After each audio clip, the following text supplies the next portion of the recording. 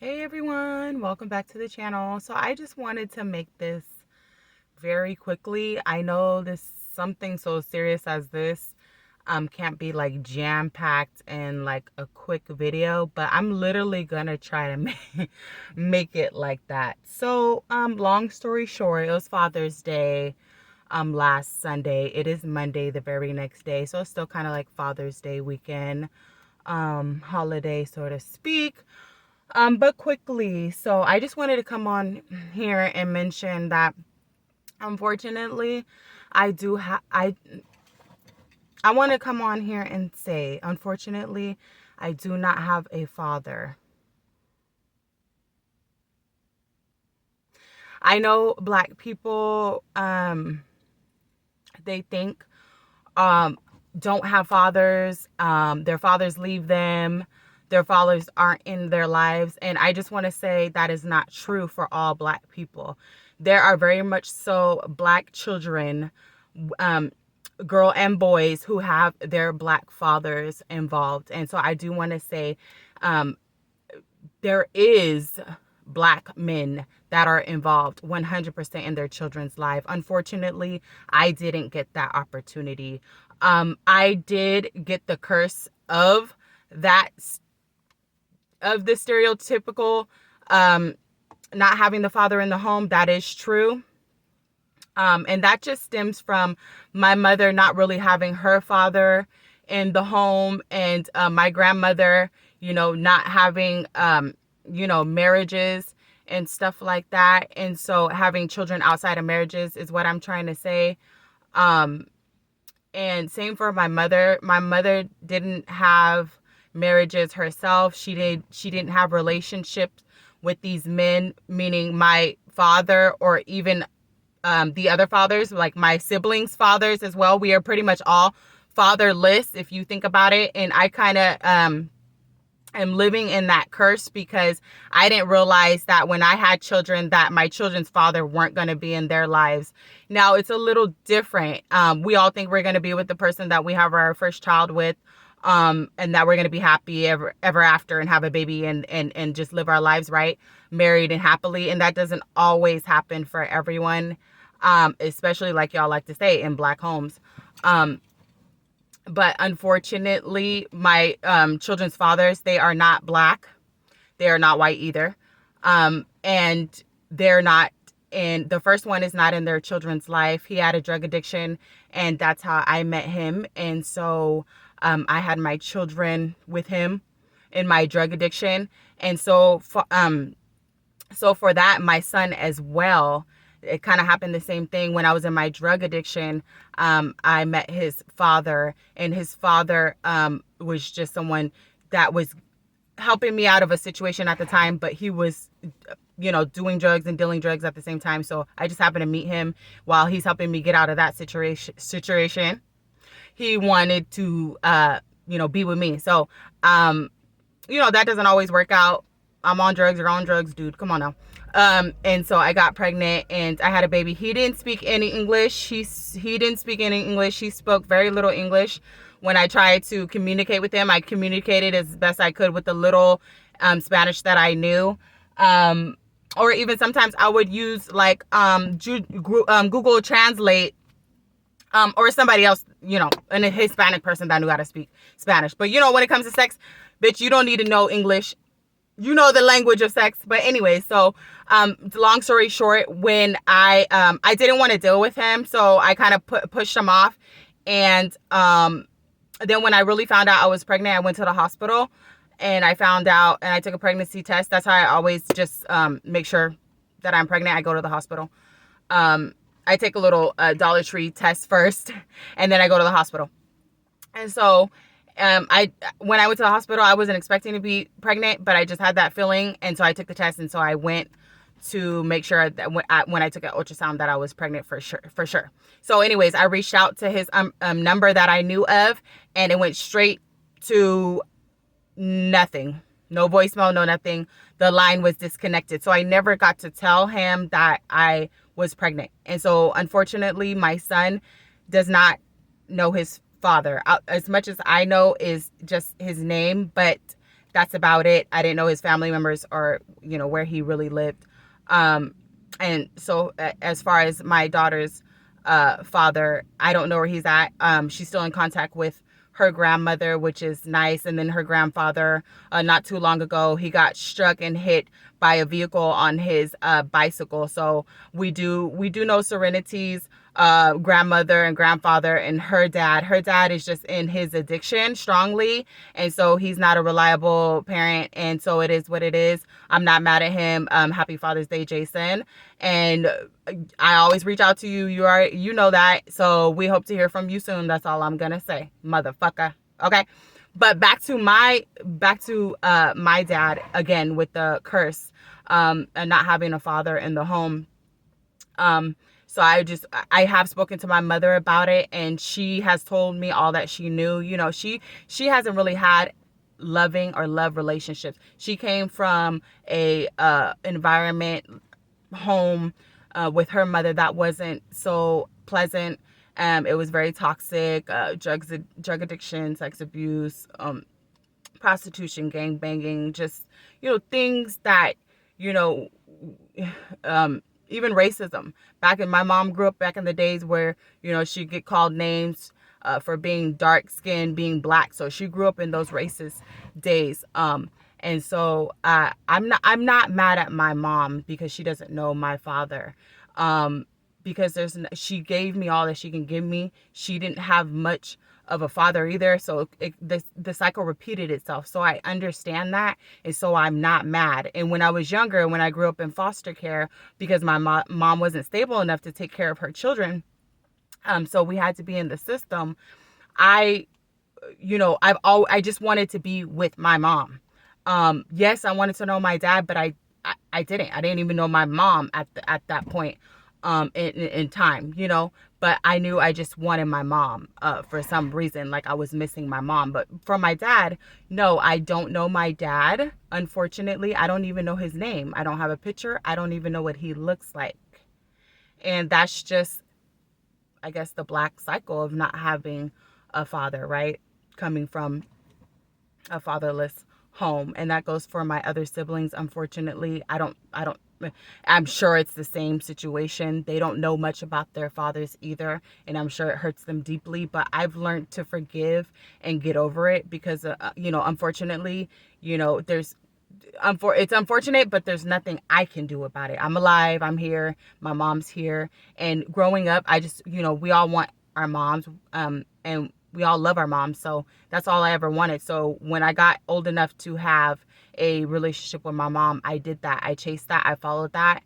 And as far as my dad, I cried about it when I was younger, but when I got older, I accepted it, and I didn't envy anybody else because it is what it is.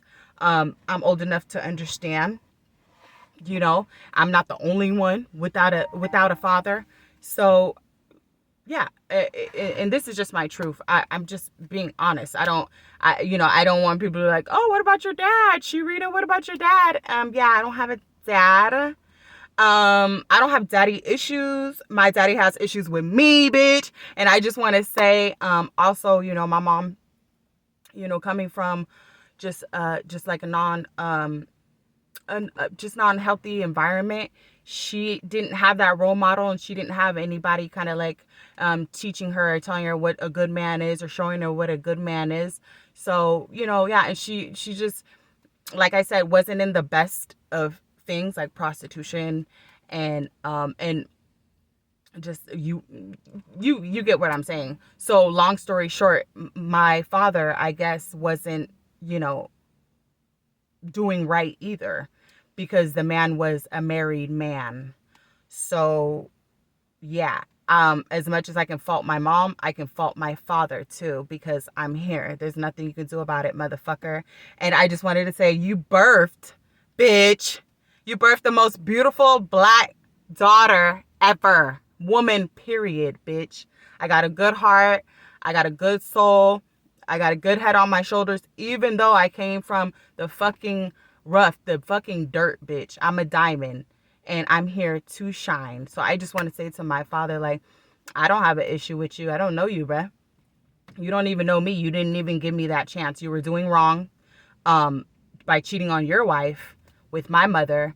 And my mother, she didn't give a fuck. She didn't give a fuck. She didn't care. She didn't have nobody to care about her for her anyway. So and if a man was willing to risk or not even risk, he didn't even give a fuck, to then have intercourse with my mother, and then you create me, I mean, that's on you. I mean, it hurts, but at the end of the day, this is my truth, and I'm just telling my truth. So I know I don't have a father. In foster care, I did have a father figure, but that's temporary, and that's a temporary job. And people done their job, and I thank them for that. And I'm not mad at nobody. I'm not mad at anyone. I'm not mad at my mom. I don't hold a grudge against my mom. She tells me all that she can remember. She hasn't had the best life herself. A lot of trauma. I'm a trauma baby. I'm a generational curse baby, and unfortunately I feel bad for my children. I cried to them, telling them, I don't want to cry right now, but telling them that I feel so bad, that their dads are not involved, and it is what it is. And that's why I will continue to be the best mother that I am to my children forever and always.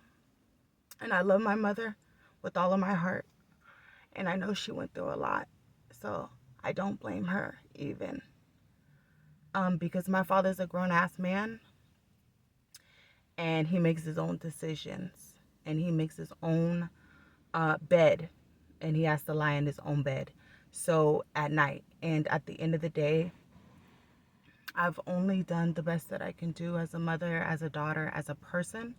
I'm not perfect, but I am human, and I deserved better than that. Dad sounds so weird because I don't know you, but I just want to get this off my chest, just in case anyone was wondering, like, if you don't ever see a dad in my life, that's why. And I just wanted to be honest about it and upfront, because this is my channel.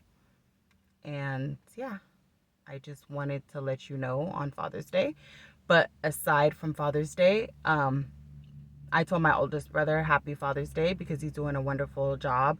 He's married. He has a son that he's there for, and his wife, and he's there for the family, that my blood family that we have here in Kansas.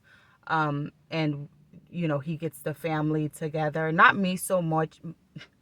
You see, I can't speak, because I am still in my trauma. I'm still healing, and I have came a long way, but I am still working on myself. I'm a little distant from my sister at the moment, and of course, my oldest brother grew up with my sister, and I grew up with my brother Isaiah. So we grew up separated. So they have a close bond. I have a closer bond with my brother. It is what it is. I still love my sister, and I still love my brother, but I just don't get along with my sister at the moment. So yeah, there's no point to be around each other, because we will cuss at each other and argue, because she's the argumentative type. I'm not. But bitch, talk to me crazy, talk to me wrong, bitch. And we got the same mama, so it's not like I could be like, fuck you and your mama. Well, sometimes I be distancing myself too from my mom when she's going through it with her, because I that's what I be telling her, like, I need peace. I'm healing. I'm going through a lot. A lot of trauma. You put me through a lot of trauma, and I'm healing the best that I can. And I just don't need people who want to argue and fight with me. I love my sister. So that kind of keeps me at a distance from my family, but not so much. I can go around them anytime I want, and they're not the problem. They're not the problem. It's my sister, and it's anybody else who want the smoke. Because clearly, if you want it, bitch, I'ma light the motherfucking match for you. Do you need a lighter, ho? Oh, okay. But other than that, I love my family. I love my family, and I love my mom. Even love my absent, non-existent father that has never been in my life. I've never spoken to. I don't even know his name, sadly. My mom barely even, I don't know. I don't know. I guess he's like a guy that went with like the family, and the family knew him, my aunties and all that. Even my auntie tried to take me to Salinas, California. Salinas, California is where I was born. I'm a Valley girl.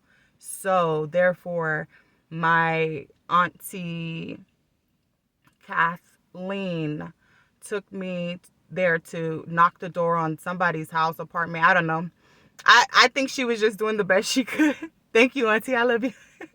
I love my aunts. My aunts are so sweet. Every single one of them. 2 has passed. My auntie Rhonda and my auntie Cynthia. And God rest their soul. I love them and I miss them. They're also loving and kind to me. I haven't had all the time in the world with my family, of course, because I was in the foster care system. But now that I'm here in Kansas, I just feel at peace. I feel rested. I feel like I got through the hard part, the healing part. Oh, and I'm just happy. Me and my kids, we truly are. So without my dad, I'm doing just fine. And I'm so blessed. And I'm happy to have my mom. I truly am. I'd rather have my mom than anyone in this world. I love my kids and I love my mom. Without those people, I just don't know what I'm going to do. So, Daddy, fuck you, nigga. I'm just kidding. Daddy, I love you too. I don't know you, motherfucker, but happy Father's Day. And you dead ass wrong. Bye. See you next time.